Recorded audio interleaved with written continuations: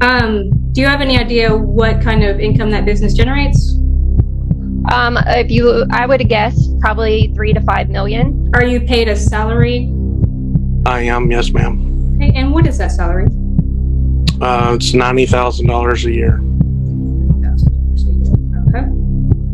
You don't know this information personally. This is just information that you're searching on the internet for. And also my 14-year-old has told me as well. All right, buckle up. This court hearing is something else. We're looking at a case between Mr. Birch, a successful multimillionaire entrepreneur, and his ex-wife, Miss Carpenter. The two separated some time ago, but now they're back in court, and it's far from a friendly reunion.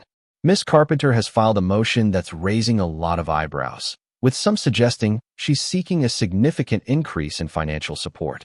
But is it really that simple, or is there more beneath the surface? And then there's the judge, calm, sharp, and clearly not here for any unnecessary drama. He's paying close attention to every detail, and the way he handles this case might just surprise everyone watching. So what's really going on here? Is this a reasonable request, or something else entirely? Let's break it down. Okay, how old are your children? They are 12 and 14.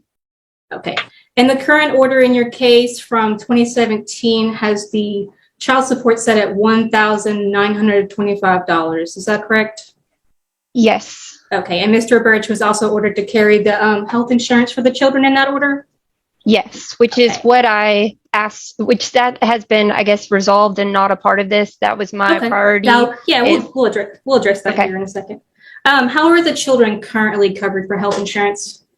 Under Joshua. Okay. Through his employer? He owns his own business. Okay. Does he also have dental insurance for the children? No, he does not. Okay. Do you have dental insurance available for them? I will. The dental insurance was just recently canceled on Joshua's end. Okay. Do you have dental insurance available through your job? Yes, I do. And healthcare.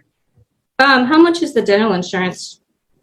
Oh, goodness. I provided the information last time, but it's very minimal. Do you have our notes from last time? I didn't bring any of that with me.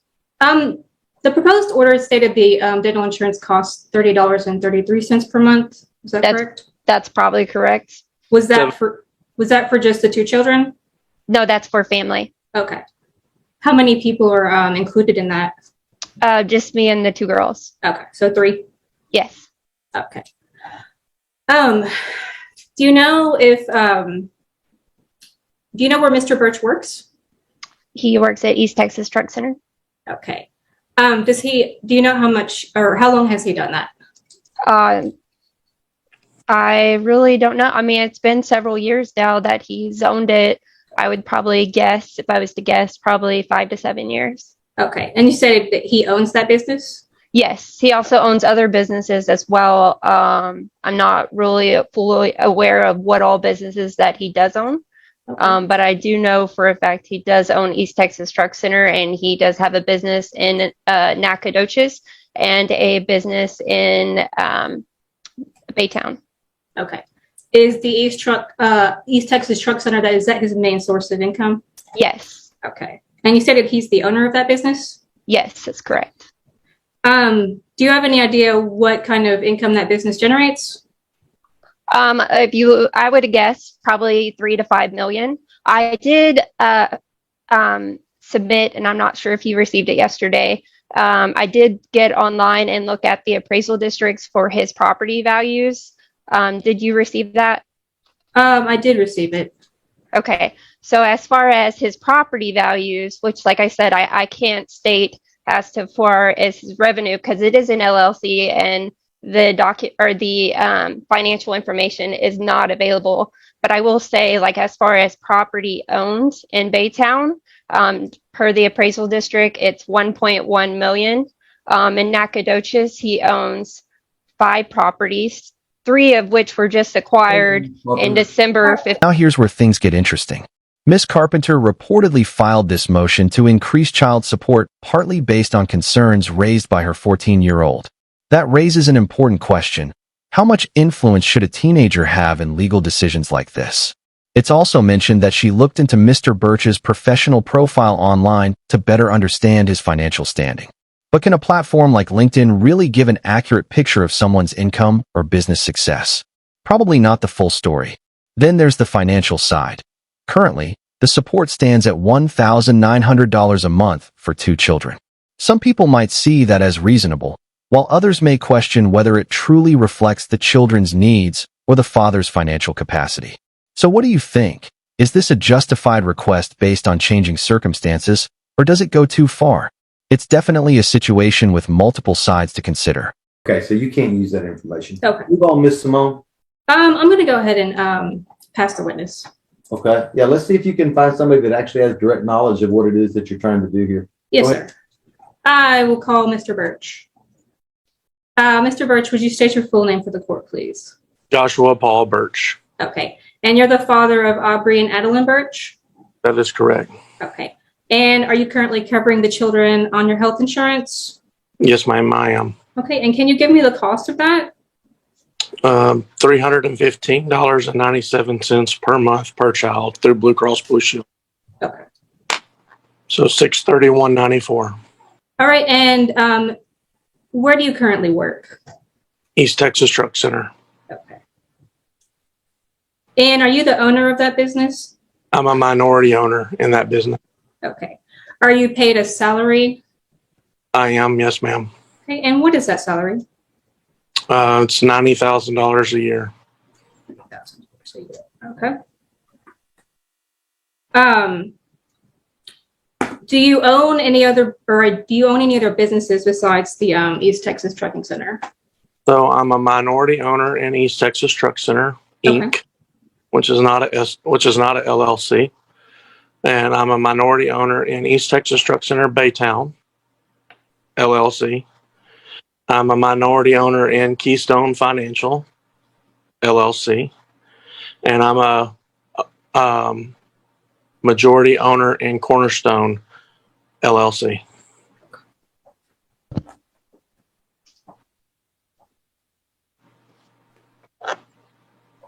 Do you receive any other type of revenue from East Texas Truck Center besides your salary?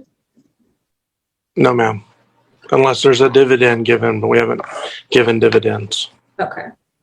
Do you make any income from the Keystone Financial? No, ma'am. There's no salaries or dividends given from that either. It's a startup company. And do you make any income from Cornerstone Financial? No, ma'am. Same thing. It was also established last year. Okay. And you said Keystone, when was that established? Keystone was actually established in 2000. I thought you said Keystone the first time. My Yeah, apologies. I did. I'm sorry.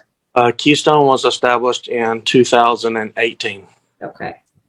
I'm a minority there as well. And you have not received any income from Keystone to the state? No, ma'am. The moment of truth is approaching. The judge is about to make a decision, and the tension in the room is undeniable. Will Mr. Birch be required to increase payments, or will the motion be denied? The judge's expression suggests he's already formed an opinion, but what that opinion is remains to be seen. Sometimes, these rulings can go in completely unexpected directions. So what's your prediction? Will the court side with Ms. Carpenter, or rule in favor of Mr. Birch? Let's see how this unfolds. Okay. Your motion's denied. Mr. Birch, Ms. Carpenter, I've just denied the state's motion to adjust the child support in this case. They have to put on evidence to show me that there's some kind of change in income, and I heard nothing that leads me to believe that there's been a change. So the state not meeting its burden is therefore the motion is denied. If any party is satisfied, no, that's okay. I don't need to hear anything. If I'm not understanding what's denied, sir. The new order or the old order? I'm denying the state's. There's no new order, Mr. Birch. Yes, sir. You and Ms. Carpenter and the state were not able to come to an agreement, and so Yes, sir. a lawsuit was filed before me to see if the child support needs to be adjusted. The laws in this state are very simple. The state or whoever it is that's moving, asking me to adjust the child support, has to prove what your old income was, where it came from, and the circumstances behind it, and then compare it to the new information that you have. And I find that the state has completely and utterly failed to do that. They haven't proven anything to me. They've thrown out some stuff, but nothing with any concrete or significant basis. And therefore, I'm denying the motion because they haven't met their burden of proof. They haven't proven to me that there's been any kind of a change. So any party has the right to appeal my decision. Your appeal must be filed with the Orange County District Clerk's office. It has to be filed in the next 3 business days. And you have to make sure that you specify in your appeal what part of my ruling you disagree with. And you're also responsible for making sure that a copy of that written appeal is sent. Let me finish, Mr. Birch. And you're also responsible for sending a copy of that written appeal to all the other non-appealing parties. All right. Now, Mr. Birch, what were you going to say? If her medical is obviously cheaper than what I'm providing at $631 per kid, and she's at $291 per kid, is there a way that instead of me paying Blue Cross Blue Shield the $631, that I could pay her the $291 for the medical? If y'all can sit down with the AG's office and come up with another agreement, you have my permission to do so, but I'm denying this motion. So you'll have to start over in regards to that issue, okay? Yes, sir. Yes, sir. Anything else? And that's a very good question, Mr. Birch, and I hope that you and Ms. Carpenter are able to sit down and get that hammered out to make sure that we've got good medical insurance and good for the both of you. So it's good for you financially as well as from your situation that you're in regard to the 2 children, okay? Yeah. Ms. Carpenter, do you have any questions? No, I mean, the priority was the medical. All right. I mean, that was my major point. The decision is in, and it certainly sparked discussion. The judge ultimately ruled on the motion after carefully considering the arguments presented. Depending on how you see it, the outcome may feel justified or open to debate. Situations like this highlight how complex child support cases can be. They're not just about numbers. They involve the needs of the children, the financial realities of both parents, and what the law considers fair. There's often a broader conversation here too. Some argue the system can feel unbalanced, while others believe it's necessary to ensure children are properly supported. What's your take? Did the judge get it right? Or is this an example of a system that needs reevaluation? Let's talk about it.